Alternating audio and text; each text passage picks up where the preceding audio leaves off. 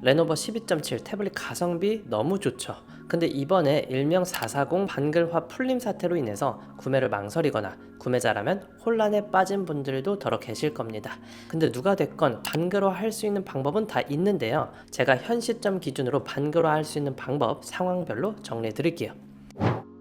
안녕하세요, 발품남입니다. 오늘은 화제의 태블릿 레노버 12.7 리뷰를 진행할 겁니다. 근데 성능이나 후기 리뷰는 다른 곳에서도 이미 자료가 많죠. 현재 가장 이슈가 되고 있는 부분이 바로 반글화가 되냐 마냐 이걸 텐데요. 일단 결론부터 말씀드리면 업데이트를 하던 안 하던 반글화 가능합니다. 대신 좀 더 복잡하냐 편하냐의 문제인데요.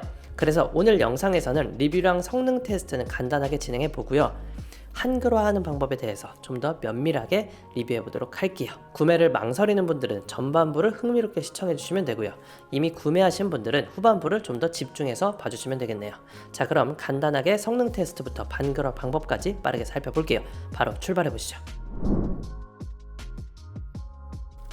먼저 언박싱부터 해볼게요. 박스를 뜯어보면 태블릿 본체와 설명서, 유심핀, 20W 충전기 어댑터와 A2C 케이블이 제공됩니다. 자, 그럼 본격적으로 태블릿을 좀 더 자세히 살펴볼게요. 레노버 12.7의 장점이라고 하면 뭐니뭐니 해도 큼지막한 화면이죠. 여기 보시면 레노버 P12, 레노버 P11 프로 2022, 레노버 12.7 이렇게 놓고 비교를 해보니까 확실히 크다는 게 체감이 됩니다. 자, 외관 구조도 한번 살펴볼게요. 가로로 세운 걸 기준으로 잡았을 때 위에서부터 볼륨 업다운 버튼, 좌측에는 마이크로 SD 슬롯과 전원 버튼, 우측에는 C타입 포트가 있습니다. 그리고 스피커는 이렇게 양옆에 2개씩 총 4개가 지원되네요. 카메라는 후면 800만 화소, 전면 1300만 화소가 제공되고요. 보통은 후면의 화소가 더 높기 마련인데 이 태블릿은 화상회의처럼 전면을 더 사용하다 보니까 전면 카메라의 화소가 더 높게 지원되는 건 재밌죠. 태블릿의 화질은 크게 중요하지 않으니까 간단하게만 짚고 넘어갈게요. 이 제품은 144Hz 주사율이 제공되는데요. 일반 중저가형 태블릿에 144Hz가 지원되니까 이 부분은 참 좋죠. 웹서핑이나 뉴스 검색 등에서도 확실히 부드러운 화면 전환이 체감됩니다. 참고로 144Hz를 제대로 즐기려면 설정에서 자동 말고 144 고정으로 두고 사용하시면 됩니다. 게다가 색감도 준수합니다. 그래서 영상 보기 딱 적합한 화면이고요. 가격 대비 좀 더 좋은 디스플레이 사양이라고 이해하시면 될 것 같습니다. 다만 아쉬운 점이라면 Y700 2세대 리뷰할 때도 말씀드렸던 베젤 부분의 디스플레이에서는 검게 보이는 현상은 12.7 모델에도 여전히 있네요. 최대 밝기는 400니트로 나름 괜찮은 편인데 빛 반사가 좀 있는 편입니다. 그래서 밝은 실내에서 영상을 본다면 빛 반사 때문에 체감 밝기가 좀 더 낮아 보이는 느낌이 있어요. 그리고 레노버 12.7 또한 넷플릭스를 FHD의 화질로 감상이 가능합니다.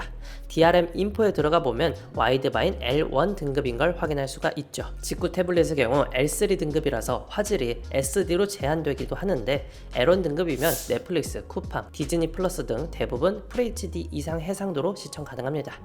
스피커는 총 4개가 있다고 말씀드렸죠. 결론부터 말씀드리면 예상보다 음질이 좋았습니다. 직접 들어보시죠. Just like that. Don't overthink it. Why can't you stay? Give me the call and I'll just be there like that. I don't understand it. But you keep me together. 이 제품은 돌비 애트모스를 지원하고 JBL 쿼드 스피커를 탑재했는데 웬만한 태블릿보다 출력만큼은 압도적이었어요.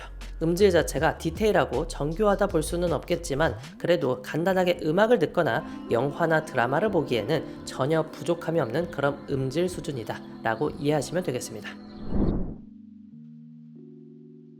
자, 스펙은 간단하게 훑어보고요. 성능 테스트 해볼게요. 화면은 12.7인치 LCD 패널 16:10 비율에 400니트를 지원합니다. AP는 스냅드래곤 8710을 탑재했고요. 램은 8기가에 내장 128기가, 마이크로 SD 슬롯을 지원하니까 저장 공간 확장할 수 있습니다. 배터리 용량은 1200mAh고요. 스펙상 20W의 급속 충전을 지원합니다. 참고로 배터리 관련해서는 몇 가지 짚고 넘어갈 게 있는데 일단 충전 속도가 스펙 20W보다 더 높게 나옵니다.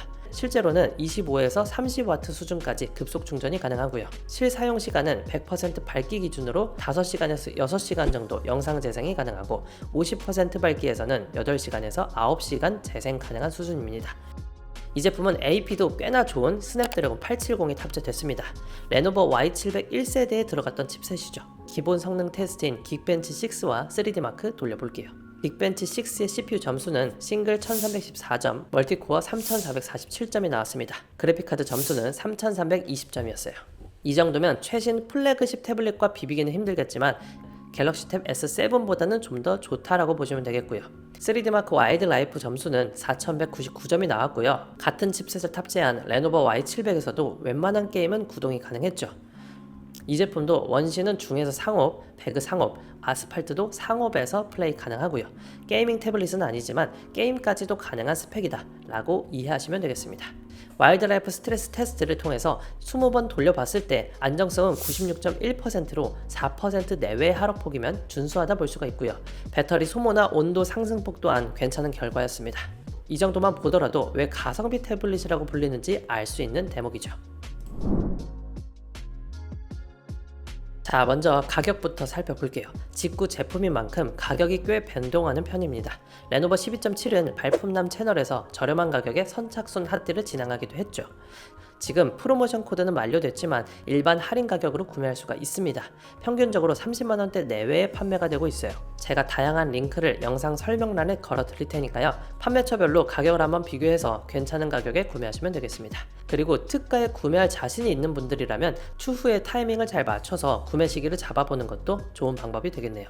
다음은 이 제품을 사용하면서 느낀 장점입니다. 일단 최고의 장점은 가성비죠. P11, P12, P11 플러스, 레노버 12.7까지 모든 시리즈가 가격 대비 성능이 너무 좋죠.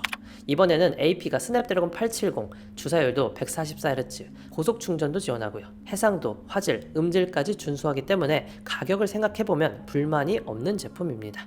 P시리즈의 역대 라인을 잘 이어오고 있다고 보시면 되겠고요. 다음으로는 단점이에요. 제가 앞서 반글화 방법에 대해서 아주 길게 설명드렸죠. 이게 최대 단점이죠. 국내 제품을 사게 되면 그냥 전원 켜서 바로 사용하면 되는데 레노버 내수용은 한글화 작업이 번거로운 건 사실입니다. 대신에 비슷한 스펙을 거의 반값에 구매를 할 수가 있으니까 또 거부할 수 없는 마성의 매력 같은 게 있는 제품이기도 해요. 이 제품은 이런 분들이 구매하시면 좋습니다. 큼지막한 화면으로 영화나 유튜브, 드라마 등을 보는 걸 좋아하는 분들, 거치대에 고정해두고 편하게 서브용 TV처럼 활용하고 싶으신 분들, 가성비 좋은 영상 머신용 태블릿을 찾는다면 이 제품 추천드리겠습니다. 다만 휴대성 좋은 태블릿이나 게이밍 태블릿을 찾는다면 비슷한 가격대의 Y700 2세대를 구매하시고요. 필기용이나 생산적인 업무를 태블릿으로 하고 싶은 분들이라면 갤탭이나 아이패드로 가시는 걸 추천드리겠습니다.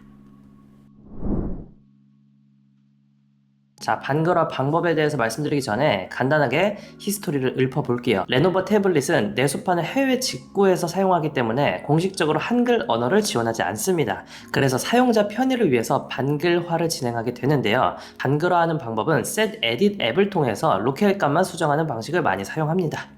이렇게 하면 일부 설정 등은 영어로 뜨지만 대부분의 어플 및 시스템 언어가 정상적으로 한글 표시가 되죠. 문제는 최근 갑작스럽게 샤오진패드 12.7인치가 업데이트 이후로 반글화가 막히고 기존의 반글화도 풀리는 사태가 발생한 거죠. 일명 440 버전 반글화 막힘 사태로 인해서 국내 태블릿 유저들이 당황하고 있는 상황입니다. 근데 방법이 없는 것은 아닙니다. 제가 지금부터 현 시점 기준으로 반글화 할 수 있는 방법 정리해 드릴게요. 일단 이제 막 구매하신 분들은 쉽게 반글화 하실 수가 있고요. 440 버전으로 업데이트를 하셔서 반글화가 풀리신 분들은 업데이트를 되돌릴 수는 없기 때문에 살짝 더 복잡하긴 해도 여전히 반글화 할 수 있는 방법은 있으니까요. 지금부터 정리해 드리는 방식대로 따라 하시면 되겠습니다. 자, 이제 막 태블릿을 구매하셨다면 간단하게 반글화 하실 수 있습니다. 대신에 펌웨어 업데이트를 꼭 맞고 진행을 하셔야 돼요. 추후에는 업데이트된 모델도 반글화를 할 수 있는 방법들이 풀릴 수가 있으니까요. 완벽하게 정리가 되면 그때 업데이트를 하시는 걸 권장드리고요. 일단은 업데이트를 막아두시고 간단하게 반글화해서 사용하시길 추천드리겠습니다. 기본 홈화면까지 가는 방법은 어렵지 않으니까요. 이렇게 그냥 빠르게 넘겨주시면 되고요. 자, 홈화면까지 왔으면 자동 업데이트를 막아주시면 되는데요. 설정에 들어가시고 About 태블릿, 시스템 업데이트, 우측 상단에 점 3개를 눌러서 업데이트 세팅으로 들어가 줍니다. 그리고 자동 업데이트를 둘 다 꺼주시면 돼요. 다음으로는 설정에서 About 태블릿, 여기 보이는 소프트웨어 버전을 연타해 주세요. 그러면 개발자 옵션이 활성화가 되는데요. 제너럴 세팅으로 가신 다음에 개발자 옵션 밑으로 내려보시면 오토매틱 시스템 업데이트를 비활성화 해주시면 됩니다. 이렇게 되면 수동으로 하지 않는 이상 자동 업데이트는 되지 않을 겁니다. 자, 이제부터 반글화를 진행해 주시면 되는데요. 설정, 제너럴 세팅, 랭귀지 앤 인풋, 메뉴에 랭귀지를 선택하시고요. 중국어로 선택했다가 다시 영어를 선택해 주세요. 이거 하는 이유는 나중에 Set Edit 앱에서 반글화가 안 될 수가 있어서 미리 해주는 작업입니다. 그 다음 뒤로 가셔서 디폴트 인풋 메소드에 가셔서 잉글리시로 바꿔주세요.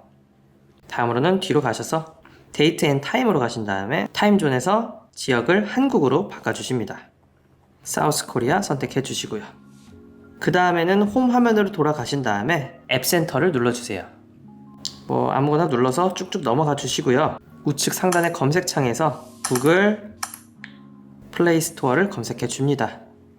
이거 다운로드 받아주시면 됩니다.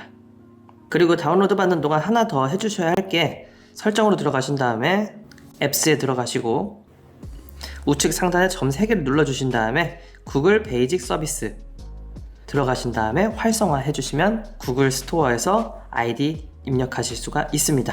자, 플레이 스토어 들어가시고요. 로그인 해주세요.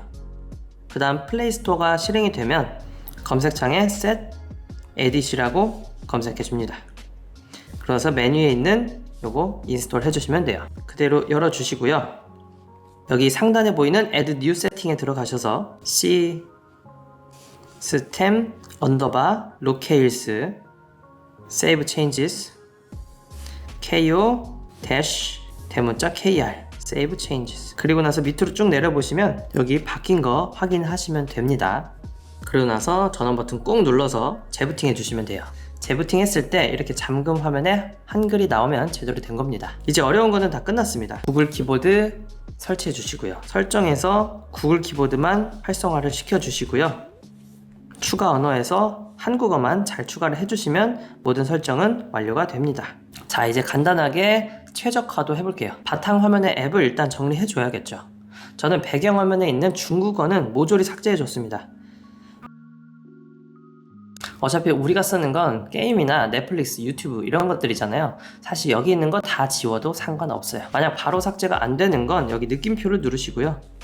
사용 안함을 누르시면 바탕화면에서 사라집니다. 다음으로는 설정에 들어가시고요. 일반 설정에 들어가신 다음에 빠른 제스처, 화면을 켜려면 2번 탭합니다랑 2번 눌러서 화면 잠금을 활성화 시켜줍니다. 그럼 2번 눌렀을 때 화면이 꺼지고 2번 눌렀을 때 화면이 켜지게 설정할 수가 있어요. 그리고 설정에 들어가신 다음에 검색창에 잔량이라고 검색해보세요. 배터리 잔량 비율로 들어가신 다음에 이거 활성화 시켜주시면 배터리 숫자로 몇 퍼센트 남았는지 확인할 수가 있습니다. 그리고 마지막으로는 플레이 스토어 들어가셔서 넷플릭스나 유튜브 같은 거 원하시는 거 설치해주시면 끝이 나겠죠.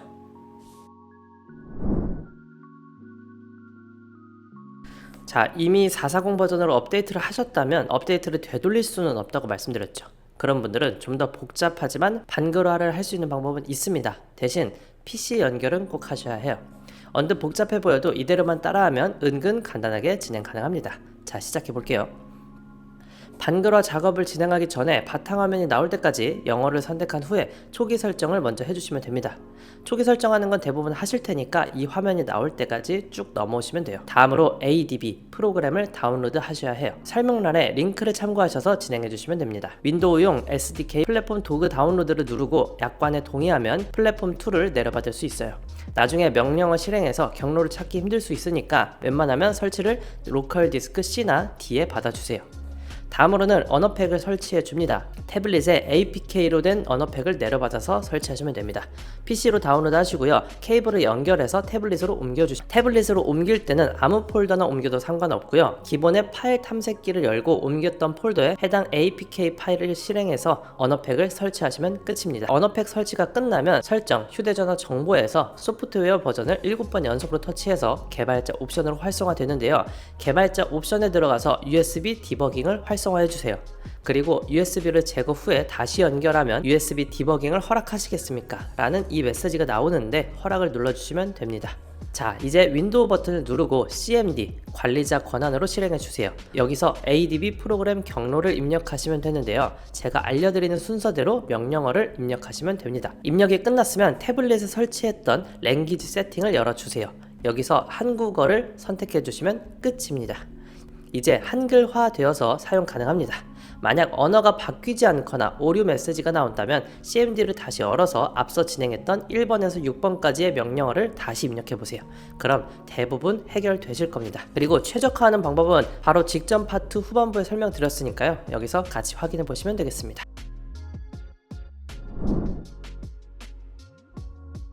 이번 영상은 여기까지입니다. 세상에 완벽한 제품은 없으니까요. 영상 보시고 내 취향과 예산에 맞게 잘 고민해 보시기 바랄게요. 언제나 선택은 여러분의 몫이고요. 그럼 오늘도 합리적인 구매하시기를 바라며 저는 인사드리겠습니다. 오늘도 득템하세요. 고맙습니다.